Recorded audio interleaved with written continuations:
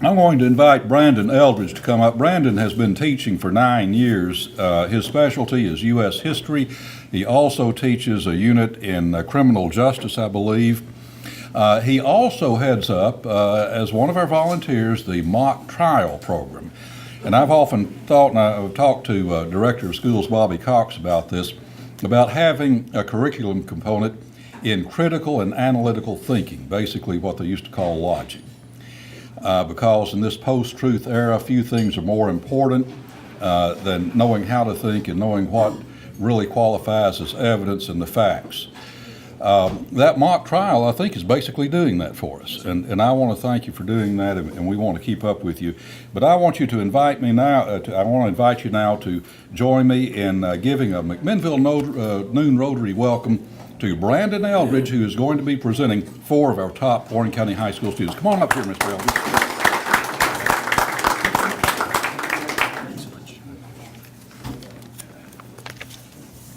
First off, let me say that it is an absolute honor and a privilege to stand before you today on the eve of recognizing one of the great Americans in United States history, in Dr. King. The struggle for civil rights, the rights of citizens to attain political and social freedom and equality, has a storied past. From great men and women that have fought, struggled, persevered, and undoubtedly died for equality is a story that must be told. A story for past, present, and future generations to understand, because those who do not remember the past are condemned to repeat it. This is a story that has triumphs and tragic ends. A story that is still going on to this day. I would like to introduce 4 of my most outstanding students that I have in my Advanced Placement United States History class. Rachel Stewart, Caroline Brooks, Megan Biles, and Jacqueline Becerra. They are going to be discussing with you today the struggle for civil rights on a national scale and the influence of Warren County in this fight for equality. First, Rachel Stewart will discuss civil rights from a historical perspective. Rachel.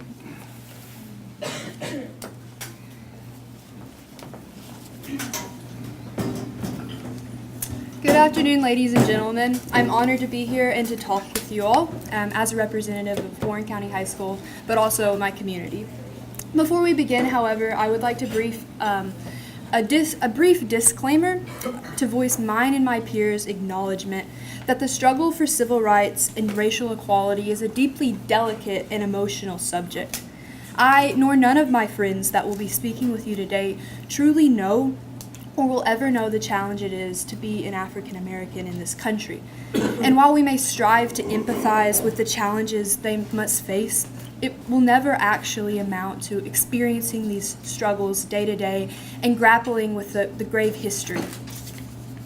Today, we will all discuss different aspects of the African American struggle for equality, such as in the legal, justice, and prison systems, in media and public speaking, art, and education. We aim not only to inform, but also to leave you with concepts to ponder.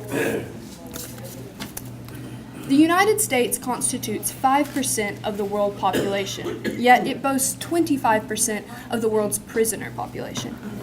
Black men make up 6.5% of the American population, but the prisoner population is home to 40.2% of black men.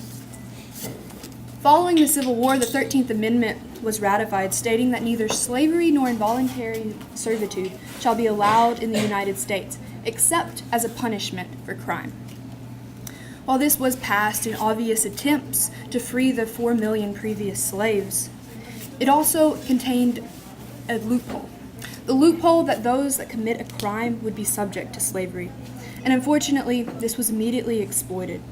Because the Southern economy was in tatters following the Civil War, many African Americans were arrested en masse for minor crimes like loitering and vagrancies in order to provide prison labor to what slaves once fulfilled. Accompanied with this came the explosion in black criminality and the myth of the inherent threat that black men posed to society. Notably with the 1915 film birth of a nation, Black people are repeatedly demeaned to something far less than human, and this reduced them to something of animal-like status. Along with this came the second rebirth of the KKK and the unfortunate emergence of mass lynchings, especially in the South. Black men were consistently reduced to something as the other, something to fear, and something criminal. I mention this word criminal because it serves as an interesting motif in the context of the African American struggle for equality. To be a criminal is to break the law, to commit a crime. This is something that's relatively clean-cut and simple, right? Yet, Jim Crow laws, first introduced in post-Civil War Reconstruction, made action like using the wrong water fountain simply because of the color of your skin a crime. Martin Luther King Jr. went to jail 29 times for acts of civil disobedience and once for going 30 miles per hour in a 25-mile-per-hour zone. FBI Director of the time, J. Edgar Hoover, deemed MLK the most notorious liar in the country and as one of the greatest and most dangerous threats to stability in the United States. Current Congressman and civil rights leader John Lewis was arrested in Nashville for staging nonviolent sit-in movements to desegregate lunch counters in the downtown area. Rosa Parks was arrested on December 1st, 1995, for refusing to give her seat up to a white passenger on a Montgomery bus. In 4 days, we will all observe a federal holiday celebrating the achievements of Martin Luther King. In February 2011, John Lewis was given the highest honor to civilians, the Medal of Freedom. Rosa Parks was also given these notable achievements like the Medal of Freedom and the Congressional Gold Medal, as well as the Golden Plate Award. It is evident, and rightly so, that today we champion these individuals and so many more as leaders of an innovative movement that won minorities their civil rights and liberties. But lest we forget how they were treated and viewed by the government and numerous others in their time. And perhaps this should make us all think and reevaluate what we may consider to be criminal. Over here in the windows, if you can see, the image on the far right is a 1968 Memphis civil rights protest. Protesters are holding signs that state, "I am a man." A very simple, straightforward fact. The image over there shows a recent protest where protesters hold a banner that states, "Black Lives Matter." And while both of these statements presented are relatively straightforward and not hard to understand in the abstract, the reasoning behind the movements have been the source of immense pain and suffering for the Black community. And in 1994, when Bill Clinton passed his new crime bill requiring new mandatory minimums as well as longer sentences, life without parole, and the concept of 3 strikes, you're out. These mechanisms brought about an era of hyper-incarceration that forced millions into prisons, separated families, and disproportionately devastated Black and brown communities. African Americans constituted more than 80% of the people sentenced under these new federal crack cocaine and crime laws, and they served much more time than their white counterparts for the same drug offenses. And this is all regardless of the fact that 2/3 of crack cocaine users in the U.S. are not Black, they're white or Hispanic. The point I am striving to make is that the beast of systematic oppression evolves and is tailored to the unique constraints and needs of certain time periods. And while thankfully chattel slavery may not exist today in America as it did, and there are no longer segregation laws in place that dictate where one may sit on public transport, but there are systems in place today that unfortunately strip millions of poor people of color of the very rights that individuals like these and so many others fought for in the civil rights movement. And while this is, of course, by no means to discredit the progress we have made, example, the 1954 Supreme Court decision, Brown versus Board of Education, set a historical precedent for attempting to reverse years of injustice by desegregating public schools. This also likewise set off a chain reaction that prompted more progressive Supreme Court decisions and legislative action, and led to the eventual appointment of Thurgood Supreme Court Justice Thurgood Marshall on October 2nd, 1967. However, with all this in mind, it would be a blatant injustice to become lenient now. For we celebrate the strides that we have made, remember our history, but also acknowledge that there is work and repair that still must be done. Now, Caroline Brooks will speak to you about media and public speaking and the impact that it's had on the civil rights movement.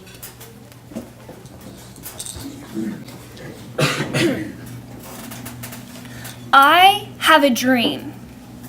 On August 28, 1963, Dr. Martin Luther King Jr. stood on the steps of the Lincoln Memorial and said those 4 words that have changed lives in America. Dr. King was a civil rights activist who spoke out for equal rights during the 1950s and 60s. He pictured a world where people are not judged by the color of their skin, but by the content of their character. Dr. King is a very influential figure in the movement for civil rights. However, he could not do it alone. Rosa Parks, Thurgood Marshall, and even McMinnville, Tennessee's own Carl Rowan. Carl Rowan was born August 11, 1925, in Ravenscroft, Tennessee. However, he grew up right here in McMinnville. He attended the segregated Bernard High School and graduated in 1942 as the class valedictorian and president. Upon graduation, he received his master's degree in journalism at the University of Minnesota. He started his career writing for the African American newspapers, the Minneapolis Spokesman and the St. Paul Reporter, with his main focus on writing about civil rights. He went on to become a well-known and highly decorated journalist who had columns published in more than 100 newspapers across the United States. He is known for writing arguments that were persuasive and well-balanced. He always wrote with a voice of reason. Rowan is also known for covering the 1955 bus boycott that took place in Montgomery, Alabama. He was the only African American reporter that covered the story for a national newspaper. Through the boycott, he made friends with famous civil rights activists Rosa Parks and Martin Luther King Jr. Rowan also played a role in keeping the boycott alive. When he heard news of an unlikely compromise settlement of the boycott from the Associated Press wire, he notified King, who was able to quickly discredit the story, which was about to appear in a Montgomery newspaper. This ensured that the boycott could continue on. Not only was Rowan a voice for civil rights, but he also helped people become voices as well. In 1987, he formed the program Project Excellence. Project Excellence was a college scholarship program for African American high school seniors who excelled academically and who displayed outstanding writing and public speaking skills. His main goal was to combat negative peer pressure felt by Black students and to reward those students who rose above stereotypes and negative peer influences. He was the chair of the board that picked students who he felt had a potential to make a difference. The scholarship was only for students in the Washington, D.C. area, and by 2000, the program had given $26 million to over 1,150 students. On September 23, 2000, Rowan passed away in Washington, D.C. Throughout his career, he held many government positions. He served as the Deputy Assistant Secretary of State under President John F. Kennedy in 1961. In 1962, he served on the United Nations during the Cuban Missile Crisis. In 1964, he was appointed the Director of the United States Information Agency, or the USIA, by President Lyndon B. Johnson. This position allowed Rowan to be the first African American to hold office on the National Security Council and to be the highest level African American in the United States government at the time. Rowan's accomplishments have not gone unnoticed. Although we do not recognize his birthday as a national holiday like Martin Luther King Jr.'s, he has been recognized in a different way. On January 9, 2001, U.S. Secretary of State Madeleine Albright dedicated the press briefing room at the State Department in Washington, D.C. to him as the Carl T. Rowan Briefing Room. America has come a long way in the fight for civil rights. And although we still have a long way to go, we can thank people who have been influential in the media and through public speeches, such as Dr. Martin Luther King Jr., McMinnville grown Carl Rowan, and so many more. Now, Megan Biles will tell us about the performing arts in correlation to civil rights. All right, you can hear me, right? We're all good? All right, okay, thank you. The civil rights movement without the performing arts would have been, well, it would not be the passionate, inspirational movement that we all know it to be today. It would have evolved into a ceaseless battle of man against man with no rhyme nor reason. And Dr. Martin Luther King once described music as the soul of the movement. Music and other performing arts were known to revitalize protesters and activists when their spirits began to wane. Today I'm going to speak about the roles of poetry, plays, and music in the civil rights movement and how they influenced the movement as a whole. Maya Angelou once stated, "A bird doesn't sing because it has an answer, it sings because it has a song." It would be sentiments like this that would put her name down in history, but her actions during the movement need not be forgotten. Along with inspiring the masses with her prose, Angelou coordinated Dr. King's Southern Christian Leadership Conference. This conference was King's solution to the lack of a unitive form of nonviolent protest among activists. Of course, what good is a protest with no clear purpose? The conference was originally focused on just the desegregation of buses, but due to people like playwright Lorraine Hansberry, the focus would eventually hone in on segregation as a whole. Hansberry, who penned the classic A Raisin in the Sun, actually lived through what the play is about.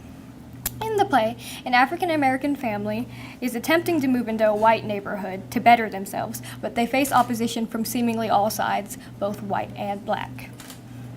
The ending is left open on an optimistic note, but Hansberry's personal experience led to the case Hansberry versus Lee, in which a racially restrictive covenant was enacted to void the sale of a house to the African-American Hansberry family in a predominantly white neighborhood. The local ruling was challenged, and the case was brought to the Supreme Court, who ruled that it was against the 14th Amendment.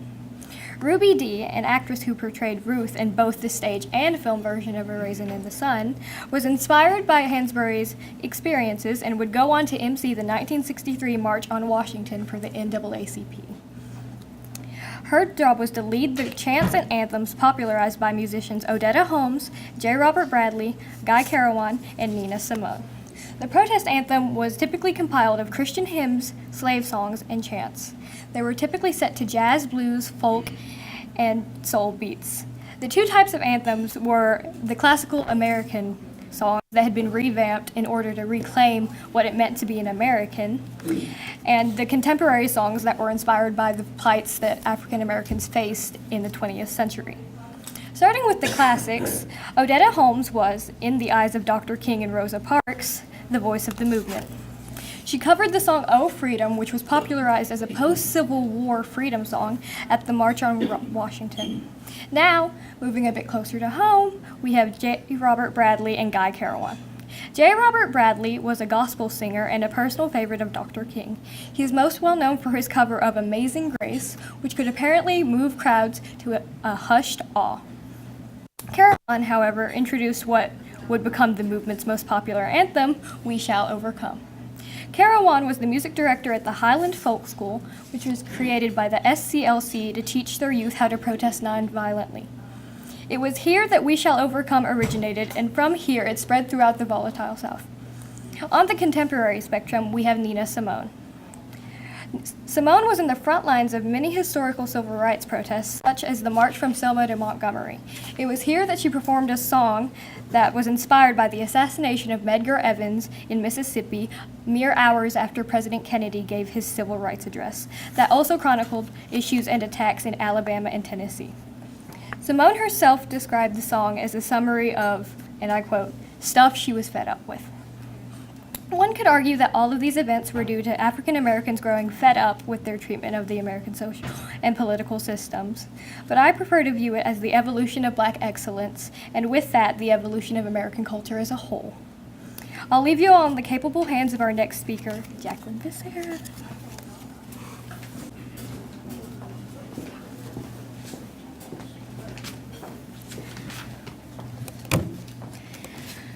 There are a few things in life that remain untouchable by outside forces. Things that no one will ever be able to take away from you. Those include your memories, your sense of humor, your faith, and my topic, your education. In the words of Thomas Paine, a mind once enlightened cannot again become dark. There is nothing more powerful than a well-directed education. It is truly a privilege to be able to explore one's own intellectual vitality. But little to nothing can be more insulting and hurtful than the questioning of one's own fundamental intelligence. Now imagine that questioning and the impact that has on an entire race. Years of slavery had created a desolate and inferior portrait of the Black people, which is why figures like Frederick Douglass were so groundbreaking, because at a time where the African American population were deemed to be intellectually inferior, this before slave now turned out to be a brilliant and gifted orator and writer with an abolitionist agenda. Education continues to be one of the purest avenues for change that exists today. Denying access to an opportunity of education is among the most heartless and criminal ways to remove and deny progress from an entire people. And so it was at the height of the civil rights movement that the question arose, is the right to a decent education a civil right? This had been a contested issue since the 30s, where many lawyers from the NAACP had argued that the notion of equal but separate failed to ensure quality education for all children regardless of race. The disproportionate allotment of funds, the lack of adequate instructors, and transportation all resulted in subpar schools that could simply not compete with their white counterparts. These lawsuits all led to the landmark case that we know today as Brown versus Board of Education. This decision in 1954 decided that the segregation in public schools was unconstitutional. And though this gave, of course, the legal right, the implementation would take years. One of the most popular examples, most iconic we have, is the Little Rock Nine of Arkansas. The 9 Black students who dared to enroll in the all-white Central High School in Arkansas in 1957. This issue was so monumental and so grand that the President Eisenhower found himself the need to send 1,200 federal troops to escort these students into the school against the screams of an angry mob that had gathered outside. The students' experiences highlighted the ignorance and the pain caused by a segregated educational system, a system that reserved its resources and opportunities to those deemed deserving by the amount of melanin in their skin. In spite of the many hardships, there are many individuals that have recognized the power that education can have and the impact that it has, especially in marginalized communities. Providing educational resources to students can make a world of a difference. And one of the local instructors who embodied the principles of education was Miss Bessie Taylor Gwynn, who taught at the Bernard High School here in McMinnville, Tennessee for 44 years. She inspired hundreds of young, economically disadvantaged Black students of our community. Though a frail woman of small stature, Miss Bessie inspired a profound love for literature as she smuggled books from this town's whites-only library so that her kids can meet the Bronte sisters, so that her kids can memorize Longfellow's rhymes, and so that her kids could fall in love with John Keats' poems. Her students who might have otherwise been stuck to a cycle of poverty now went on to continue their educations and become doctors and professors and journalists like Carl Rowan, who we see up on the screen. Imagine the wonders that an instructor like Miss Bessie could have achieved with hundreds or with many libraries at her disposal. Though we have made countless strides in integrated education, many students today continue to struggle. And we owe it to the outstanding pillars of our community like Miss Bessie and to every single dedicated student in our school system to continue to provide them with an unobstructed avenue to further their education.